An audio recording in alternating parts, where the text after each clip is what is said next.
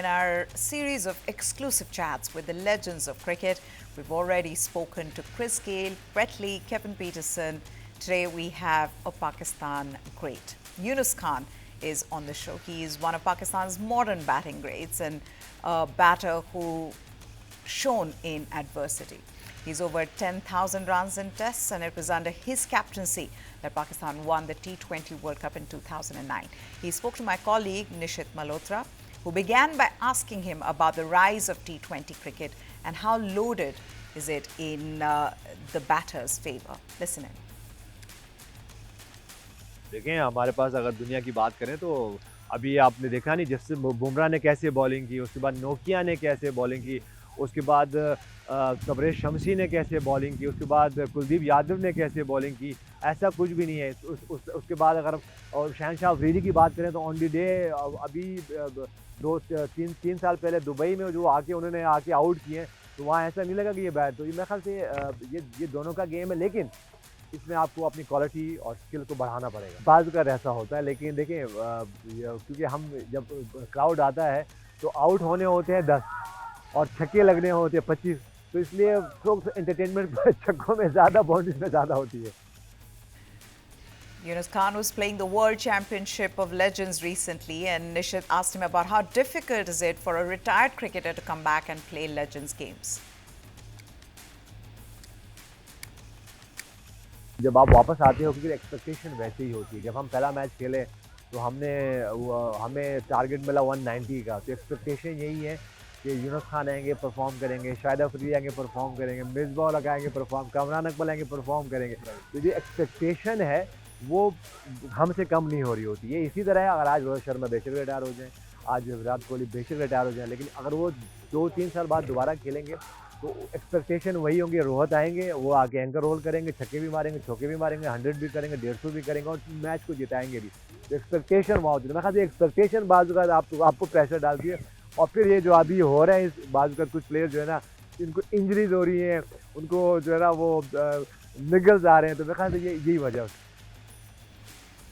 Yunus Khan has represented Pakistan in all 3 formats of the game. He's excelled in each format. He has over 10,000 test runs behind him. He's got over 7,000 runs in ODIs, and he's also played 25 T20Is for Pakistan. So how does he see this transition from tests to T20Is? Listen in. बहुत ज़बरदस्त है। देखें इसमें कोई ऐसी बात नहीं है कि देखें अब तो हम T20 की बात कर रहे थे, अब हम इस वक्त T10 की बात कर रहे हैं। ट्रांजेक्शन बहुत अच्छी है, लेकिन मेरा ये अपने बॉलर्स को, अपने बैटर्स को और जो हमारे स्पोर्ट्स पर्सन हैं उनको मेरा ये ज़रूर मेरा मशवरा है, मेरा सजेशन होगी कि अपनी फिटनेस और अपना फोकस और अपनी स्किल्स को ना छोड़ें।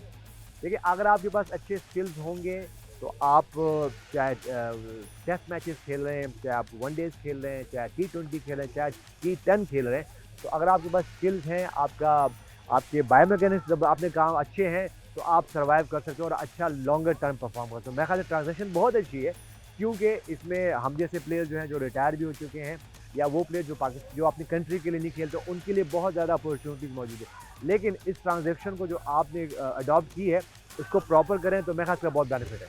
एज ए बैटर देखिए अगर मैं बात करूँ तो T20 हमें अपॉर्चुनिटीज़ दे रहे हैं, हमें फ्रीडम दे रहे हैं, हमें शॉट्स की फ्रीडम दे रहे हैं, हमें अपने स्किल्स को और इन्हांस करने की फ्रीडम दे रहे हैं, और हमें वो जो बाज़ वक़्त आपको लगता है कि आप में कुछ स्किल्स मौजूद है लेकिन आप उसको डिलीवर नहीं कर पा रहे होते, तो T20 एज ए बैटर आपको वो एक अपॉर्चुनिटी दे रहा है, एक फ्रीडम दे रहा है। तो मेरे ख्याल से ये जो फ्रीडम है ये फिर ही आपके स्किल्स ज़्यादा अच्छे निकलते हैं, और हमने देखा है कि वो टीमें या वो कोचेज़ या वो कंट्रियाँ बहुत ज़्यादा इसमें उनको बेनिफिट होता है जहाँ फ्रीडम होती है। तो मेरे ख्याल से T20 क्रिकेट आपको एज ए बैटर बहुत ज़्यादा फ्रीडम देती है।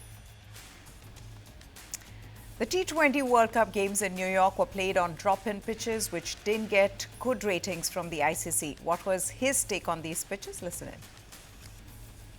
मेरे ख्याल से देखिए जो अभी न्यूयॉर्क में हुआ, मेरे ख्याल से वो एक्सपेक्ट नहीं कर रहे थे कि ऐसा कुछ होगा, क्योंकि हमने जहाँ हमने ऑस्ट्रेलिया में ड्रॉप इन पिचेस पे खेला, हमने साउथ अफ्रीका में बाजू का ड्रॉप इन पिच में, इवन न्यूजीलैंड में खेला, तो बड़ी स्मूथ पिचेस होती हैं और उसमें बहुत ज़्यादा आपको बाउंस भी मिलता है, उसमें टर्न भी मिलता है और बैटर्स के लिए बहुत ज़्यादा फ्रीडम होती है। लेकिन मेरे ख्याल से वो कोई ये पॉइंट मिस कर गए, कोई मेरे ख्याल से उसका कोई टाइम है, उसको टाइम फ्रेम को आपको देना पड़ता है जो कि मिस कर गए। लेकिन ड्रॉप इन पिचेज़ मुझे लगता है कि पास्ट में भी होता रहा है, फ्यूचर में भी होता है, क्योंकि ये एक अपॉर्चुनिटीज़ है। आपको जब न्यूयॉर्क में क्रिकेट खेलने को मिल रही है तो उससे और से आपको क्या चाहिए और बढ़ के क्या चाहिए? तो मेरे ख्याल से इसको प्रॉपर करें और प्रॉपर थोड़ा-सा होगा तो बहुत ज़्यादा बेनिफिशियल हो सकता है। And of course, he had to be asked about the great India Pakistan rivalry.